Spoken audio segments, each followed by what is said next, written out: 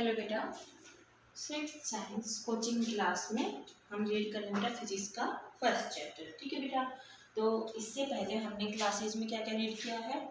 Measurement of length, आप straight line है या फिर कर्व लाइन है, उसकी लेंथ आप किस तरह से मेजर करोगे वो हमने पढ़ा। उसके बाद आया मेजरमेंट ऑफ मास, किस तरह से आप मास को मेजर करोगे। ठीक है, यूनिट पढ़ी आपने, लेंथ को मापना तो मीटर में मापोगे, ठीक है, किलोमीटर में मापोगे लेंथ को, डिस्टेंस को, और अगर आपने वेट मापने तो आप ग्राम में मापोगे, किलोग्राम में मापोगे। ठीक है बेटा, देन नेक्स्ट आता है अपने पास मेजरमेंट ऑफ टाइम। ठीक है, अब बेटा आपको पता है यूनिवर्स में हर एक जो चीज़ है वो पर्टिकुलर टाइम पे होती है, चाहे कोई भी चीज़ हम लगा ले, और टाइम की मेजरमेंट करने पे अपने लिए क्या है बहुत ज़रूरी है। हमें पता है अर्थ क्या करती है, सन के चारों तरफ रिवॉल्व करती है, घूमती है, चक्कर लगाती है, तो उसका एक पर्टिकुलर टाइम है। ठीक है, ऐसे ही सोलर इलिप्स होते हैं, मून इलिप्स होते हैं या लूनार इलिप्स होते हैं, उनका भी क्या होता है बेटा एक फिक्स टाइम होता है, वो उसी टाइम पीरियड पे होते हैं। ठीक है बेटा, तो इन सब को मापने के लिए, ठीक है, टाइम की मेजरमेंट करने के लिए पहले से ही क्या है बेटा डिवाइसेज वो चली आ रही हैं। जैसे कौन कौन सी डिवाइसेज फर्स्ट पहले टाइम में यूज की जाती थी बेटा, sundial and water clocks, sand clocks. ठीक है बेटा, ये सब पहले के टाइम में ही यूज किए जाते थे। सनडायल यानी कि वहाँ पे पत्थर के ऊपर या फिर लकड़ी पे सन की शेप का क्या कर देते थे, जैसे घड़ी होती है वैसे स्ट्रक्चर बनाया जाता था, और सन के साथ साथ क्या करती थी वो रिवॉल्व करती थी, या फिर सन को देख के पता लगा जाता था कि अब सन इस डायरेक्शन में है तो इतना टाइम हो गया, अब सन इतने इस डायरेक्शन में है तो इतना टाइम हो गया, तो उसकी हेल्प से टाइम का मेजरमेंट करते थे। नेक्स्ट वाटर क्लॉक्स, वाटर की हेल्प से क्या करती थी, घड़ियां हैं वो चलती थी। ठीक है, सुई है वो घूमती थी। ठीक है, नेक्स्ट आपकी सैंड क्लॉक आपने देखा होगा, ऐसे कांच का होता है इस टाइप का, उसमें क्या होता है बेटा अगर इस हिस्से में आपकी सैंड फील्ड है तो धीरे धीरे धीरे धीरे कहाँ आती है, नीचे वाले हिस्से में आती है, तो यहाँ पे क्या होता है 24 आवर्स वो कंप्लीट कर लेते हैं, फिर इसको क्या कर देते हैं सीधा कर लेते हैं, तो जो इधर वाला जो सैंड होता है वो इस वाले हिस्से में आता है, तो फिर इधर से भी क्या हो जाता है 24 आवर है वो कंप्लीट हो जाते हैं। तो इस तरह से भी क्या थी पहले के टाइम में टाइम की मेजरमेंट की जाती थी। जैसे जैसे टाइम बीतता गया बेटा इन्वेंशन हुई, तो उसके बाद कौन सी आ गई आपकी डिजिटल वॉच, डिजिटल घड़ियां आ गई। ठीक है, जिसमें स्टॉप वॉच हो गई, आपकी हैंड क्लॉक हो गई, रिस्ट वॉच हो गई, ठीक है, दीवार घड़ी हो गई, ये सब किसमें आती है आपकी बेटा डिजिटल वॉचेज में, जिसने टाइम की मेजरमेंट को और एक्यूरेट बना दिया। ठीक है, हम क्या कर सकते हैं मोस्ट जो आराम से इनकी मोस्ट रिलायबली क्या कर लेते हैं डिजिटल वॉचेज से टाइम का पीरियड है उसको अच्छे से माप सकते हैं। ठीक है बेटा, जब आते हैं एसआई यूनिट पे, टाइम की एसआई यूनिट क्या होती है बेटा पहले बता सकती हूँ, किससे नोट करोगे आप, सेकेंड से। ठीक है बेटा, किससे नोट करोगे आप टाइम को, सेकेंड, पहले भी पढ़ चुके हैं ये हम, टाइम को किससे नोट करोगे आप, सेकेंड से नोट करोगे।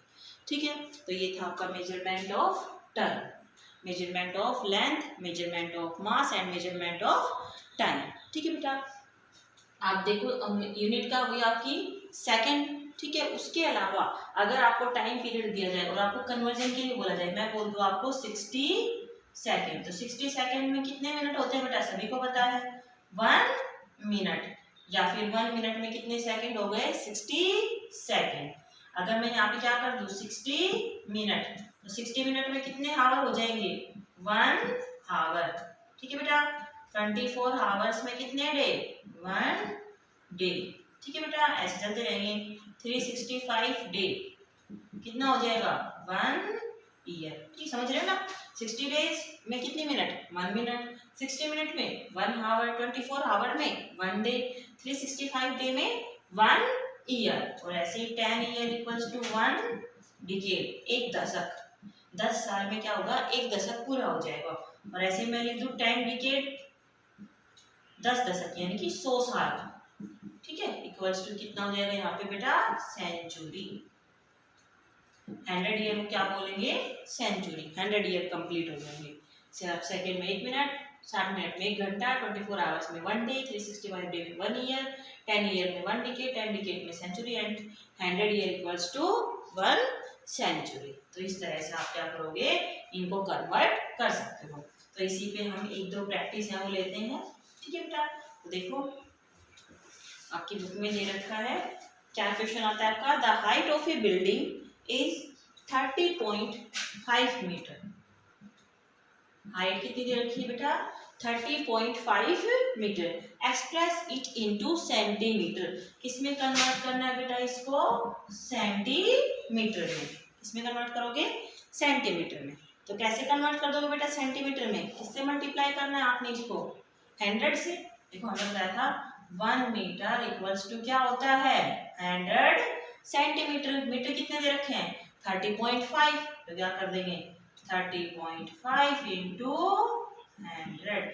तो पॉइंट हटाएंगे तो इसके नाम का 10, 10 से 10 कैंसिल, 3050 सेंटीमीटर।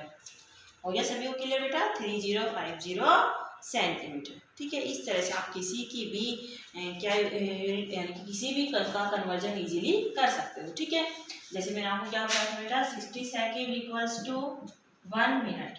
ठीक है, अब मैं आपसे पूछूं कन्वर्ट इनटू मिनट।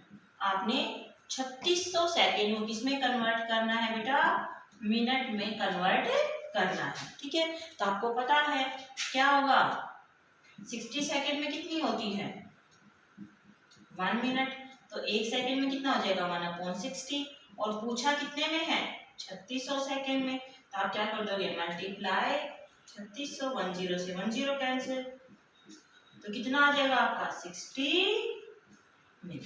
ठीक है, 1 मिनट में 60 सेकेंड होते हैं, तो 60 मिनट में कितने सेकेंड हो जाएंगे बेटा, 3600 सेकेंड। समझ गए। तो इस तरह से आपको क्या करना है, यूनिट का कन्वर्जन है वो करना है। ठीक है बेटा, तो इसी के बेसिस पे सभी बच्चे 2-2 प्रॉब्लम इस टाइप की अपनी रफ नोटबुक में सोल्व करके देखेंगे। आपकी बुक में भी दे रखे हैं एग्जाम्पल, तो आप वहां से भी देख के सोल्व कर सकते हो। ठीक है बेटा, तो यहाँ तक आज हम रीड करेंगे मेजरमेंट ऑफ टाइम तक। ठीक है, इसके बाद हम अपना नेक्स्ट टॉपिक कल करेंगे। ठीक है बेटा, तो ये सब आज में आप रीड करना है, इसके साथ साथ आपको PDF मिल जाएगा, उसमें आप देख के प्रैक्टिस करना और इसको रीड करना। ठीक है बेटा।